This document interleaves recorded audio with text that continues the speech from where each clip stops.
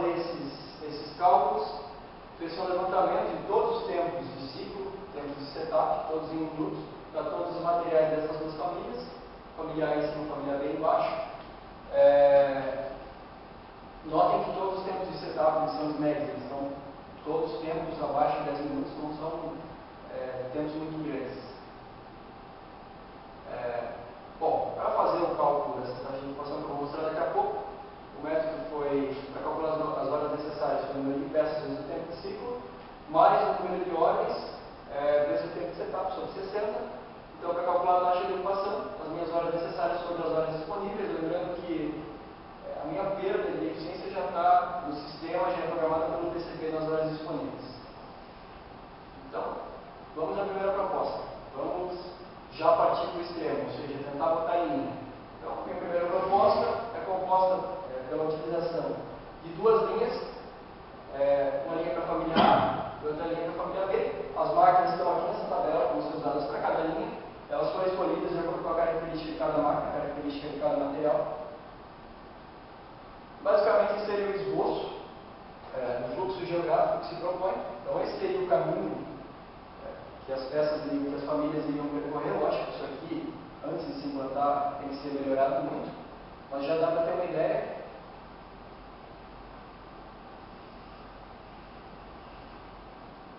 Lembrando, antes eu estava trabalhando com toda essa área, na minha proposta eu estou trabalhando somente com o canto superior esquerdo.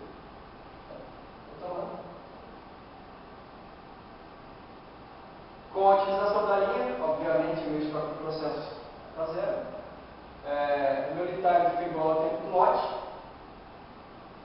Ou seja, eu atinjo todos os meus três objetivos: reduz o estoque, reduz o lead time e reduz a movimentação. Porém, essa proposta tem um problema.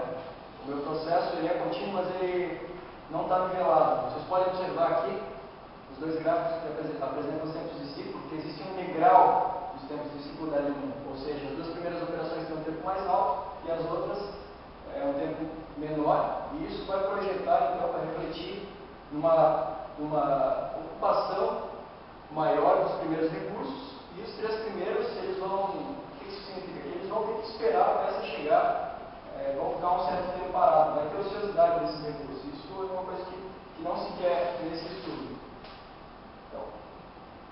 A segunda proposta, então, basicamente, é uma melhoria da primeira.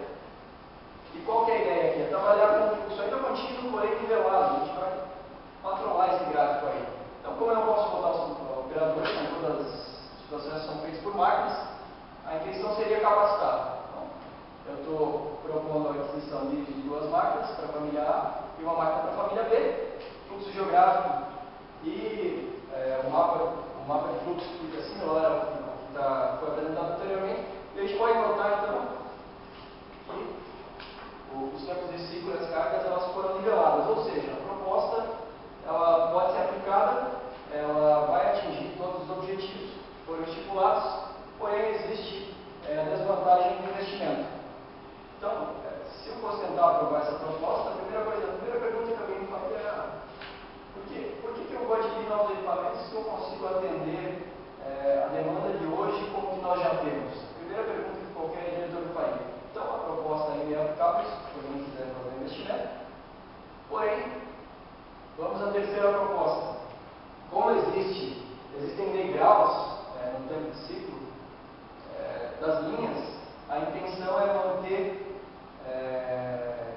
esse nivelamento nesses dois grupos e ainda assim trabalhar de uma certa forma com fluxo contínuo, porém usando células. Então, para cada família de produto, se propõe usar duas células, célula 1 e 2 para a família A, 1 e 2 para a família B, e as máquinas que sobram, os itens de menor representatividade.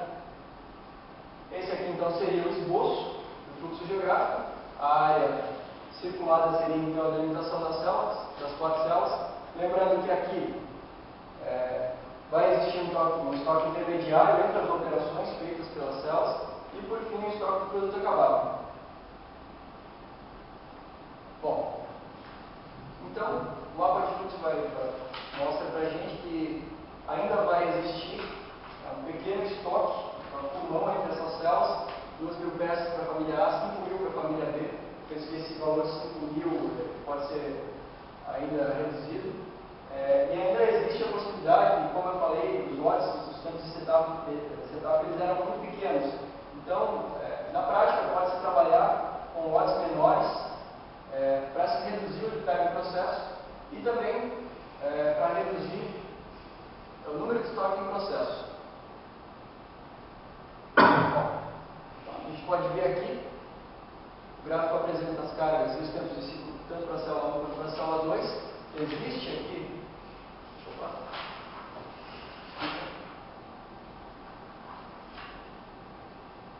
um nivelamento dos tempos de ciclo da célula e também na taxa de utilização dos recursos da célula, tanto para a célula 1 quanto para a célula 2.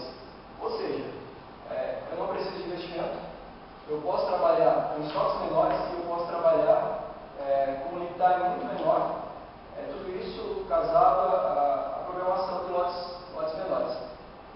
Existe ainda, isso foi um insight que veio depois, notem aqui, que tanto a família 1 quanto a família 2, elas têm um processo, as três últimas operações delas são muito parecidas, elas utilizam as mesmas máquinas. Que no caso seria uma retificadora e duas laminadoras. Então, opa, por que eu não posso usar uma única célula para produzir a família 1 e 2? Então, não custa propor. Aqui está a proposta do fluxo geográfico para a utilização de uma célula em comum, está apresentada aqui, tanto para a família A quanto para a família B. Essa proposta tem um inconveniente. Como a demanda é muito alta, a taxa de ocupação projetada para essa célula seria de aproximadamente 110% em infraestrutura, ou seja, ela não vai vencer a demanda.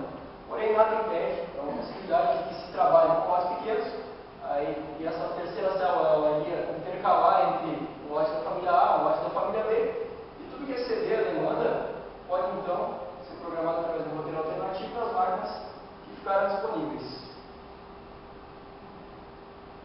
Bem, como eu disse, o meu estudo não tinha nada de mágico, apesar de ser bem aplicado, utilizar ferramentas muito legais. Eu deixei então propostas ou sugestões para estudos futuros. Eu penso que poderia se utilizar ainda, ou se aprofundar, no estudo para a utilização do sistema puxado, ou seja, se usar supermercados. Também é muito interessante que se faça uma simulação da dinâmica de produção, para que a gente possa identificar problemas que não puderam ser previstos no estudo, e a aplicação de outras ferramentas da produção enxuta. Essa semana uma amiga ela viu meu trabalho e falou: poxa, bacana o teu trabalho, mas por que tu não partiu para uma abordagem enxuta? Na hora eu até respondi outra coisa para ela, mas pensando melhor, a gente não tem base, ou seja, o setor hoje não tem base para que se desenvolvam, para que se implante um estudo de escalão. Esse estudo que eu estou propondo, na verdade, é um passo nesse sentido, porém o setor ainda tem muitos problemas de qualidade, tem muitos problemas de quebra de equipamento, tem muitos problemas de treinamento, ou seja, tem diversos fatores culturais que ainda impedem que esse estudo seja implantado. As minhas considerações: não é possível atingir os objetivos que foram estipulados usando as propostas que eu apresentei, principalmente a proposta 2, com investimento, ou a terceira proposta, utilizando células. Através do estudo a gente pode perceber bem notável isso, que grandes empresas elas ainda fazem a coisa certa, da forma errada. É interessante, eu trabalho lá há vários anos e a gente nunca parou para pensar com dinheiro, nunca parou para analisar do ponto de vista do tom quente que era mais representativo e a gente tentar melhorar isso aí. E o estudo, obviamente, possibilitou um aprendizado muito grande para mim, no âmbito profissional e também no âmbito acadêmico. Então, as referências que eu citei na fundamentação. Não, muito obrigado. Eu acho que o estudo não vale centavos se a gente não puder discutir, vocês não puderem me dar sugestões de melhoria, já que eu quero implantar, muito provavelmente vai ser meu desafio no começo do próximo ano.